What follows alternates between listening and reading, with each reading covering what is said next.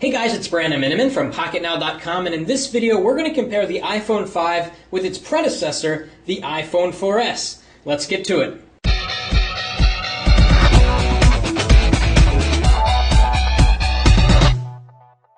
Okay, so lots to talk about here, and we're going to start with hardware. We're going to talk about specs, screen, speed of the device, how fast they are browsing the web, and also battery life. So let's talk about hardware first. As you can see, the iPhone 5 is simply taller than the iPhone 4S. In fact, if we stack them side to side and give you kind of a bottom view, you can see that they're exactly the same in terms of the width. Down here on the bottom, you can see that the old iPhone had a speaker here and a microphone here. On the iPhone 5, you get speaker here and the microphone here. Now, one thing I wondered was whether this speaker is louder than on the iPhone 4S, and I can say that it's slightly louder, but not by very much. You can also see that on the iPhone 5, the headphone port is now on the bottom. Very different backs on these two. We've got a glass panel here on the iPhone 4S, which, as a lot of people know that have the iPhone 4 and 4S, shatters quite easily. And finally, they added sort of a metal aluminum backing, which does a great job at deterring fingerprints. It looks nice, but you still have glass here and here, and I can't help but wondering what happens if you drop the phone and these parts shatter. They're probably very difficult to swap out. Whereas on the iPhone 4S, a shattered back meant that you just took out these screws, slid in another cover, and you were good to go. Something else I want to point out back here is that the iPhone 5 has a sapphire crystal lens cover. What does that mean? Well, it means that it's much more difficult, if not impossible, to scratch the lens, which is very important. Not too long ago, I cracked the back here, and I had to get a replacement. And when I swapped the old back, which included a glass lens cover, with the new back, the quality of my photos improved because, as I then discovered, my lens was scratched. And so that's a big problem. If you scratch your lens 6 months into owning an iPhone, your pictures are going to come out worse. So Apple got smart and they put a much harder material here on the lens cover. We also have a microphone here which will help with audio coming from the back of the phone and make HD video a lot better. We've got the same resolution camera here, very similar camera system, but we've got some new software and some small tweaks to the iPhone 5 cameras to hopefully help in low light performance. And we're going to have comparisons on photo and video quality in the final review on PocketNow.com. Going over to the side here, we can see that the iPhone 5 is essentially how thick the iPhone 4S would be if you remove the top and the bottom glass panels and you just had the metal band. It's essentially just a metal band. And Apple polished the edge of it to give it a really nice look. And as you can see here, the micro SIM slot has gone to a nano SIM slot, and you can actually cut a micro SIM to a nano SIM shape in case you're wondering if you're on a prepaid plan or if you're getting an unlocked iPhone and you want to use your existing SIM card. You can do that if you just cut your micro SIM to a regular SIM. Up on the top, not much has changed here except there's no microphone here. There's a microphone somewhere else, and there's no 3.5mm headphone jack. Over on the side, again, not much has changed. On the iPhone 5, this is really a minor detail. The silent toggle switch has moved up about 1 millimeter, just to kind of stretch out a little bit. And beyond that, we still have the bands, although these bands are now color specific to whether you have the black phone or the white phone. Obviously, they're white because this is the white iPhone 5. Now let's talk about specs with both of these. We've got a dual-core 800 megahertz or so processor on the Apple iPhone 4S, and on the Apple iPhone 5 we've got a 1 gigahertz dual-core processor with a smaller manufacturing process, which means that it should be more power efficient, and definitely it is smaller. And that's very important because Apple fit a lot of radios into this really small form factor, which actually feels, it's really hard to describe, it actually feels smaller than the iPhone 4S, even though it's taller. Now let's talk about other specs. The screen resolution has changed. 960 down by 640 across on the iPhone 4S. That was never a standard resolution. They didn't adhere to 720p or anything like that. And they didn't adhere to 720p with the iPhone 5. We've got a really weird 1166 resolution, or 1136 resolution, again a really weird number that's hard to remember, by that same 640. So as we're going to see in a few minutes, there are apps that really don't work to the full screen size. So you get a lot of apps that kind of hover in the middle of the screen, which really isn't that big of a deal, and apps will be updated in the near future to take advantage of the higher screen res. Now, Apple claims that this screen is the best screen on the market, that has better color saturation. Is that the truth? Well, let's see. So we're going to unlock, and both of these devices have nothing running, as you can see. So we're going to do some speed tests, but first, a note on the quality of the screens. And in the unboxing, I showed you the Photos icon. So here it is on the iPhone 5, and then look at it on the iPhone 4S up here. As you can see, the yellows are a little bit more yellow, the green's a little bit more green, the blue's a little bit more blue. There's no question that the iPhone 5 has better color saturation than the iPhone 4S. In fact, let's open up Google Images, and we'll open up a high-res image, and we'll compare something more real-life side to side. By the way, what you're seeing now is a white screen. These are both on middle screen brightness, and they're on automatic screen brightness, so technically they should be about the same brightness level. What I'm actually noticing is that the screen on the iPhone 5 is a little bit more gray. I'd say it's a little bit more warm than the iPhone 4S, and that's kind of funny because the 4S was warmer than the iPhone 4, which was a very cold display. Okay, so we're going to bring up a common image here. Okay, so I just did a Google Images search for beach. I want to zoom in on the screens a little bit. And one thing that you can see with the iPhone 5 is that because the screen is larger, you get to see more on-screen elements. So whereas before on the iPhone 4S you had to scroll down to see the pagination, now it's all in one frame. So let's click on the same image here, and maybe we'll get a high-res version, maybe not. We'll click full-size image here. Okay, that's good. So let's zoom in a little bit.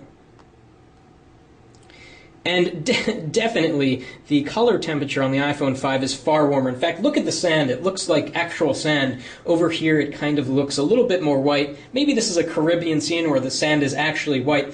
But it just seems like the color saturation is better. The sky here is kind of a turquoise-ish blue. Here it's more of a deep blue. And let's go back and click on a different image. Let's go to this one with the palm tree. That's nice. Get some green in there. We're going to go into landscape on both of these so we get that full screen view. Interestingly, the iPhone 5 is really taking its time on this particular image. We're going to do web browsing speed tests in a moment, but right there it kind of failed. So here's what it looks like. Here's what a palm tree looks like. We can zoom in and see kind of the different details in the leaves. And again, very different color saturation here, a lot darker here on the iPhone 5. Some may prefer the cooler temperature of the iPhone 4S, and some might like the warmer tone of the iPhone 5, which is probably a little bit more true to life. Okay, now let's see which of these devices is faster. Obviously the iPhone 5 is going to be faster, but let's see to what degree. We're going to open up Facebook at the exact same time, which actually was faster on the 4S, which has been optimized, by the way, to fill the entire screen, unlike some of the other apps that you're going to see. Now, Apple has encouraged developers to take advantage of the taller screen by adding more stuff instead of just by making the screen longer. As you can see, Facebook didn't follow that, and they just sort of made the screen longer, which I guess works well in an app like that. Let's jump back to the home screen. Okay, let's launch the camera now. Okay, significantly faster on the iPhone 5, and you can see that Apple took better advantage of the screen space by making the shutter button kind of the same size as you would get here on the same size as the home button, which is interesting. A lot of people now are using the plus button, the camera plus button, to take the photo, but it's nice that for those that like to use the on-screen controls, it's a little bit bigger in the iPhone 5. Okay, now let's test Siri. What's the weather going to be tomorrow? iPhone 4S is ahead. Don't forget your raincoat. Okay, the iPhone 5 sprung ahead a little bit faster. Let's do something else with Siri. What's 4 times 3 divided by 3?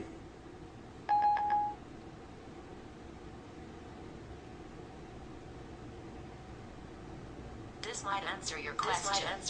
Okay, so the iPhone 5 coming out slightly ahead, although interestingly the iPhone 4S converted it faster, but the 5 answered the question just a little bit faster. So let's continue opening up stuff. So we're going to open up settings here. A little bit faster on the 5, but really barely. Let's open up a third-party app, New York Times app. We'll open up Newsstand. And by the way, folders. Open up slightly slightly faster on the iPhone 5, but they still haven't changed that, and that's kind of unfortunate. And Android folders open just so fast, it's awesome. In iOS, it's always been that little slowness. So we're going to tap on New York Times here, have it open. This has been optimized for the full screen size. This opened a lot quicker than the iPhone 4S. Okay, let's open speedtest.net. It's another third-party app. Hasn't been updated for the taller display, as you're going to see in a sec. Well, identical. And as you can see, this is what happens in the iPhone 5 when it's not optimized. You get black bars. It's not that big of a deal. Some people say you should get the black iPhone because it's less apparent. I don't really notice the difference. I kind of wish that Apple had brought this to the bottom, though, so it's closer to the bottom of the phone, so when you're typing, it's more comfortable. And let's do a Wi-Fi test. Over the same exact Wi-Fi network, we'll be kind of competing with each other. Okay, faster ping on the 4S, faster download on the 4S, faster upload on the 5. So that was interesting. Really inconclusive there. And finally, let's open another third-party app. Let's just open the Apple Store.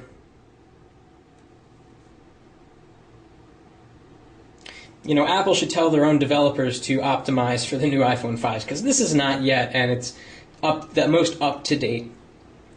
Okay, now let's do the all-important web browsing speed test. We'll launch Safari, see which opens faster. About the same there. We're going to go into Favorites. Favorites opened about the same. We're going to go to Pocket Now. And iPhone 5 got there a little bit faster, not by much. Scroll to the bottom, go to the desktop site here. Something a little bit more intense, if I can get it at the same time. Oops, it's not so easy.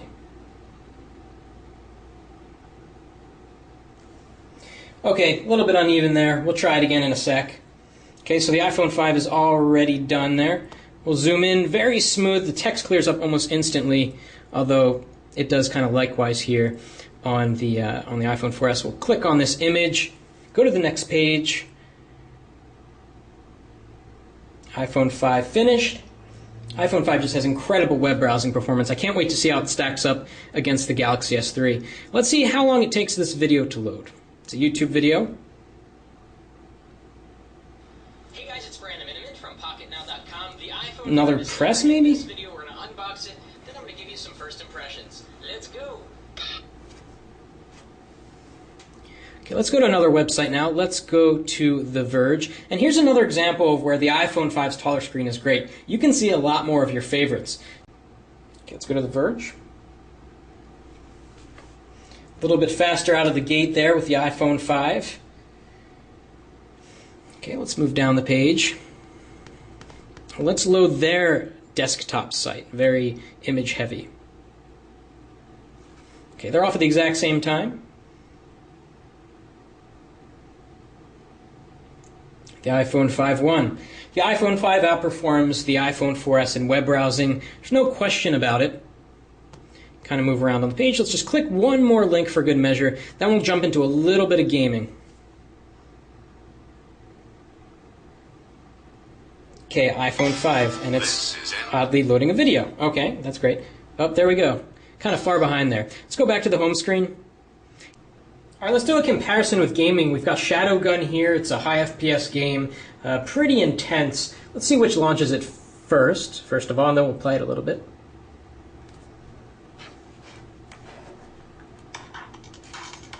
Okay, iPhone 5's a little ahead. I don't want to deal with this Game Center stuff. Yes, sign out. And as you can see, Shadowgun has not been optimized for the higher res display. So we're going to play it just as if it were an iPhone 4S, which I guess is good because it's keeping the playing field a little bit more equal here. So we're going to hit play at the same time. That was exactly the same, and Shadowgun original game. Keep it easy. Alright, iPhone 5 slightly ahead there, but barely. Loading. Let's see if we can tell the difference in graphics.